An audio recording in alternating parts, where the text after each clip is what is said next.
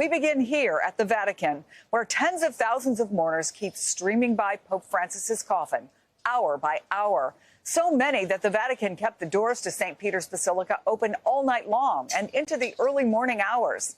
The lines today not as long, but essentially unbroken since yesterday morning. Today, the Vatican announced that 130 international delegations will attend Saturday's funeral, including 50 heads of state. That's along with roughly 100,000 people expected to come to Rome that day, an estimate just released by top officials. And earlier today, the Vatican produced this rendering of the Pope's final resting place, a simple marble stone at his grave inside the Basilica of St. Mary Major, marked with a cross and his name, Franciscus. At the same time, 113 cardinals gathered in Vatican City to meet for a third day of what's called a general congregation, a meeting as they continue to arrive for the funeral and then, of course, the conclave in the coming weeks. They met this morning at an audience hall, 34 of them speaking behind closed doors.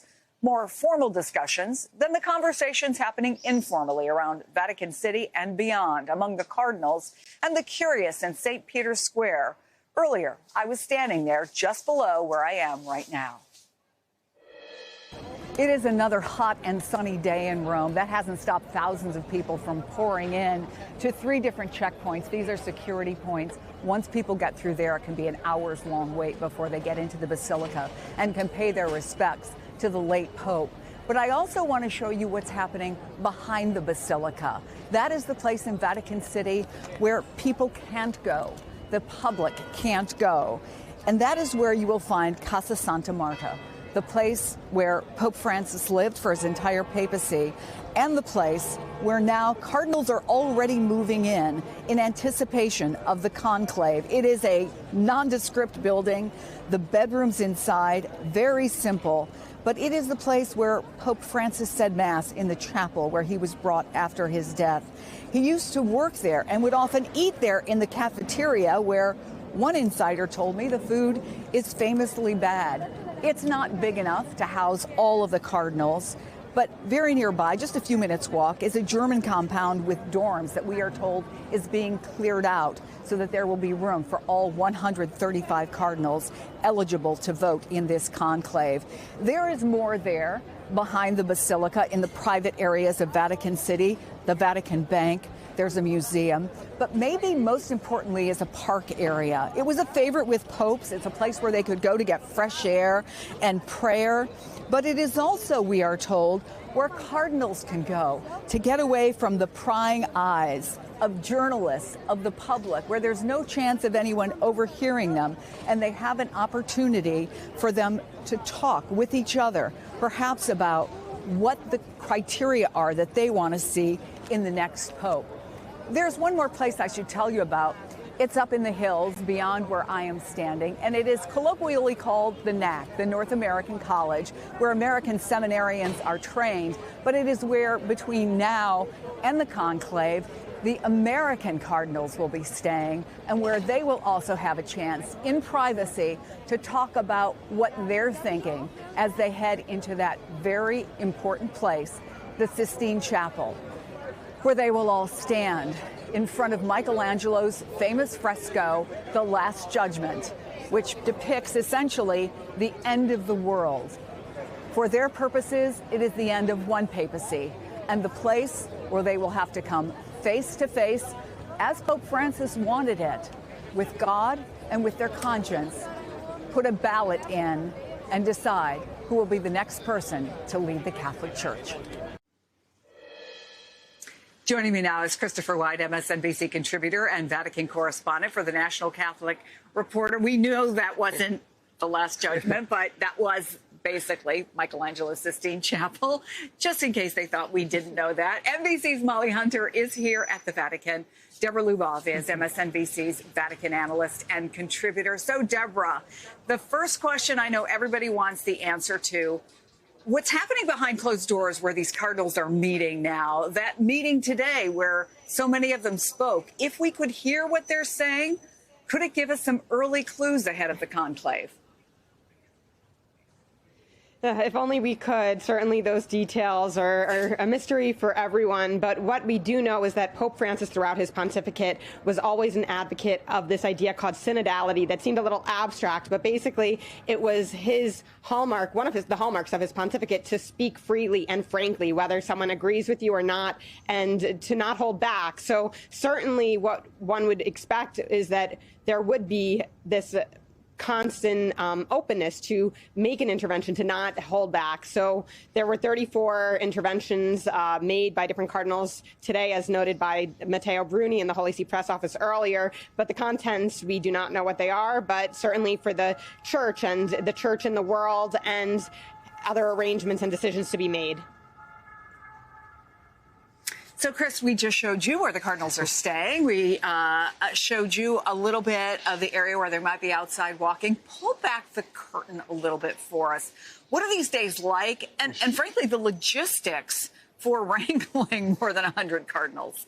Often whom are quite advanced in age and it takes some time to get around.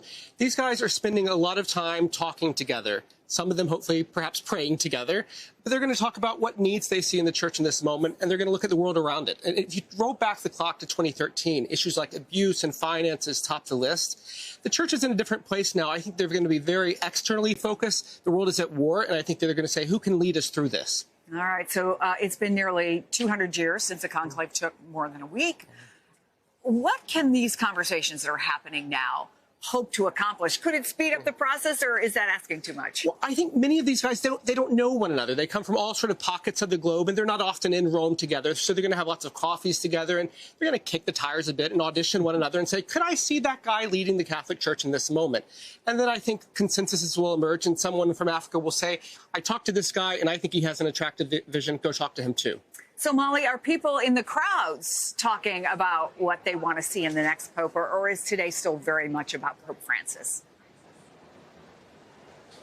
Chris, I think it's both. As you mentioned, the lines were slightly shorter, but still moving today. So still tens of thousands of people are going inside to say their final goodbyes, final respects. And we did see pictures actually of his family sitting by that open coffin. But Chris, I think it's really interesting. What struck me, and we've both been down in St. Peter's Square a lot, talking to people after they've had that really powerful private moment. And my experience has been that a lot of people are smiling. They may have puffy eyes. They may feel overwhelmed. But even in the short walk it takes from being inside the basilica down into the square where we've been talking to people, they kind of are able to feel lighter. And we've been asking people, why are they smiling? And a lot of it is because they feel like he's at peace now, that he is happy. The other thing, Chris, and the conversation always does go to, well, if you were a fan of Pope Francis, is this what you want to see? And this is not in any way a sample size, certainly not a professional poll, but almost everyone we've spoken with was a great fan of Pope Francis. And the thing that they point out more than anything after leaving St. Peter's Basilica, where, of course, we know he is lying in state at ground level, at an accessible level, is they feel incredibly close. They leave feeling closer than they ever have. And they say they've gotten used to that feeling over his pontificate, and they'd like to see that continue. Deborah, I want to get into some of the debates around Francis's successor, and one of them regards age. There is a suggestion that many folks in the conclave are talking about somebody older because it means they won't have to serve for a long time. But, of course, the last three popes were among the oldest ever. All of them had health issues that impacted their ability to serve. And, of course, Benedict ultimately stepped down because he thought he couldn't do the job the way he wanted to. How old is too old? Oh, it's an impossible question to answer. But at the same time, if you think about it, a surprising fact was that Benedict was elected at age 78. And by the time he passed away, he was 90. It would have been almost a 20-year pontificate, so had he not resigned. He didn't think he was up for it, but technically it would have been a very long pontificate. So I think even 80 is starting to seem young. So many people tend to think that anyone too young would be not very likely. But normally after the age of 80, there wouldn't be much of a possibility. But you never know. And then, of course, there's the great debate about what kind of person it will be. Will it be someone perhaps more conservative? Some people would put in that category. The cardinal in Budapest, Hungary. Mm-hmm. Would it be someone more progressive? And a lot of people have suggested in appointing so many cardinals that Francis was kind of stacking the deck, hoping to put in somebody who might continue some of the things that he did that were seen as groundbreaking. Is that a fair way of looking at it? Well, every pope stacks the deck. These are his men. So every pope chooses men who they want to reflect their vision of the church. And so I think there are 80% of these guys that were named by Francis. It's fair to say that they share his priorities. It doesn't mean that they're cookie cutters of Francis. They all have their own issues that motivate them, their own backgrounds that they're going to bring to the table. But I think it's more likely than not that we have a candidate for pope who's going to at least sort of share the Pope's top priorities. And anybody who's paying attention knows that popes have surprised before. You thought you had a beat on them, and they turn out to be something somewhat different. Let's take a step back, Deborah. We should note this conclave is unique in history. It involves the largest number of eligible cardinal voters ever. It's the most geographically diverse we've ever seen. In fact, Pope Francis himself, as we said, not only appointed the most cardinals, but cardinals from 25 countries, I think, that had never had one before.